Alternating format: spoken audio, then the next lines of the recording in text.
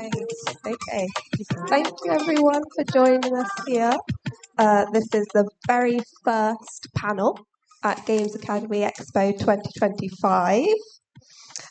This will be about women in games, and I think this would be a good chance to introduce ourselves.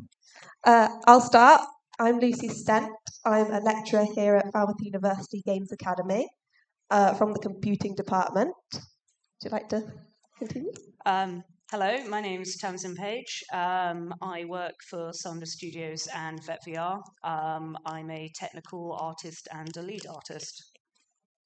I'm Fern Griffiths. I'm a level designer with Maverick Games, and I make digital Lego, which is the best way to describe level design. Hi, I'm Laura Higgins. I'm a VFX artist at Rocksteady. Hello, my name is Elise. I'm a level designer at Behaviour Interactive, the funny Dead by Daylight company. Welcome. Thank you for joining us. So, I'm going to ask the first question that I have written down. What inspired you to go into games? Is this always something you wanted to do? Who would like to start us off? It's a big question. Because Yep. mine's really weird. Go on. COVID. COVID was the entire reason that I'm in the games industry. Up until that point, I'd gone down like film and animation. Had no real idea about video game industry, even though I did my undergrad here in animation just up on campus. And yeah, COVID hit, and I was like, oh my God, I can't go outside. I can go out for 1 hour and walk the dog. Mm-hmm. That is it. What am I going to do with my life? So I bought a PlayStation, played The Last of Us, Uncharted, and Assassin's Creed, and was like, this is amazing.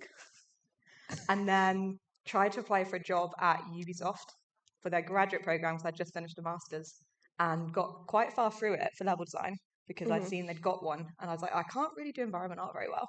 It doesn't hold my interest. I get too bored. But level design sounds really cool. I'll just apply on a whim and see what happens. And got through, did a level design test, and was like, oh my God, I've done my first level design block out for a level design test. Like, what am I doing? And then they were like, oh, you kind of know about composition, which is really important. You've made a decent level, but you don't know the pipeline. And I was like, yeah, hold my hands up. That's totally fair. I have no idea what goes on past me doing my little block out. So like, go get some education, come back, apply again. So I did that, did my master's here, applied for the graduate role again the January I was doing my master's. Managed to get the job, which was insane. I didn't think I was going to get it. I just kind of did it for some experience of going through the interview process.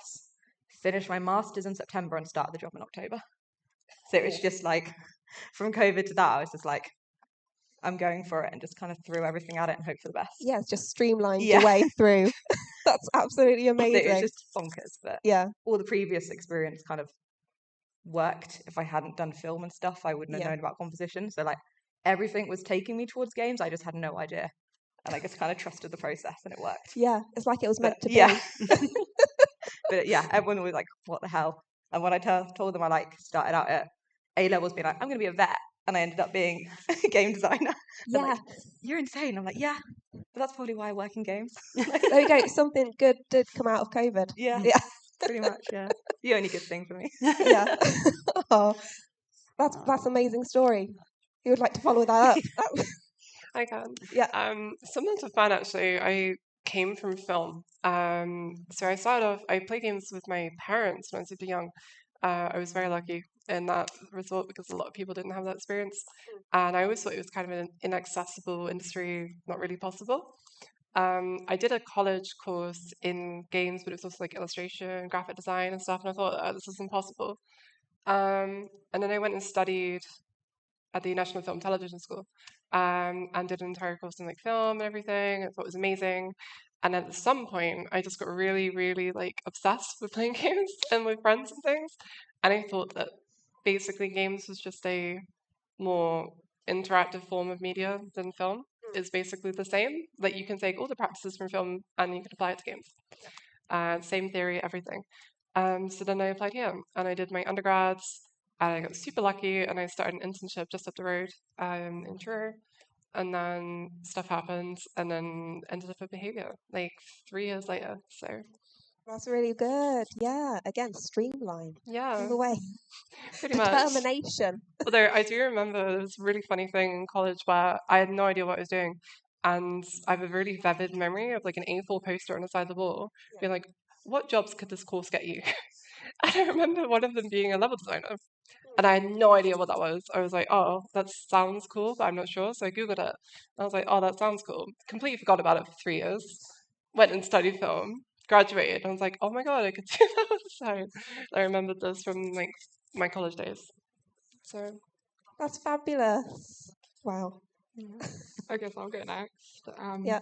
My dad was a huge influence in me choosing games. I was originally going to go do a maths and physics degree, and then I pivoted hard to to games because it was a way for me to combine my love for physics and art in the same sort of bracket. And then I did struggle with like the decision of like, oh, is film more for me or is games? And then COVID hit, and I was like, yeah, games is it because all I play is Animal Crossing.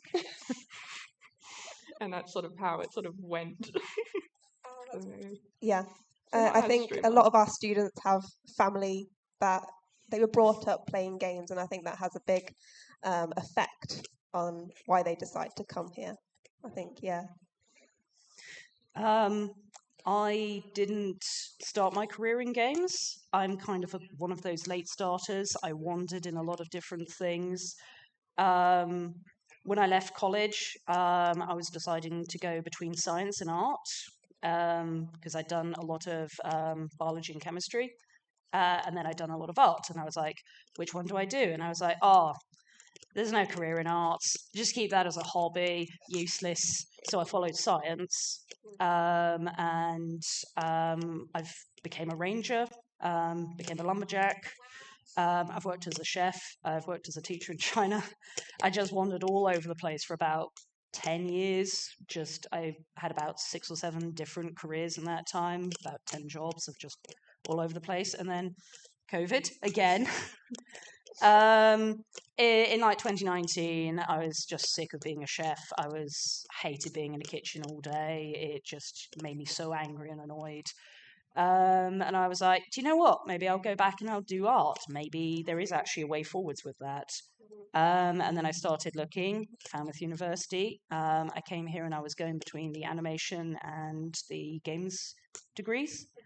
And games just really took me and inspired me. And I was like, do you know what? I can actually make my own worlds. I can make my art into things that people can enjoy in a 3D way. And so, yeah, I then applied, COVID hit, and then I got stuck inside, and it was like kind of similar. I was like, all right, time to extra play games. And then, and I had that then appreciation of what goes behind making the sausage. I'm sure we've all had that of like, you play games beforehand and then you make games and you're like, I can see the texel density and, lots. And you start just going backwards and forwards in games and it slightly takes it out. But yeah, it's fun on a different level in a way. Yeah, absolutely. I think we've all felt that. When you're making games all day and then you go to play games in the evening, it's like, oh, so tiring. Yeah, absolutely. Fantastic stories. Thank you. So what surprised you most when you went into the professional setting? It's a tricky one. I guess I'll start. Yeah. Starting in the industry was very different because my first job was literally 2 weeks after I finished my degree in the heart of COVID. So I never had like the turning up to the office, like meeting your team face to face for the first time and like having lunch. It was me sat in my living room going, hi. So it was very different in terms of perspective of like that shift. I've only just now started meeting my team more regularly in the office. Yeah. So it's very different from what I thought it would be. In terms of that, I hope that answers the question right. Yeah, I get you. I can lead on. I think the biggest thing for me was the level of responsibility out of nowhere. I don't know if this is a universal experience, but I started my first role and I had a mentor for like 2 weeks and he was great. He taught me everything and then he went on holiday for 2 months.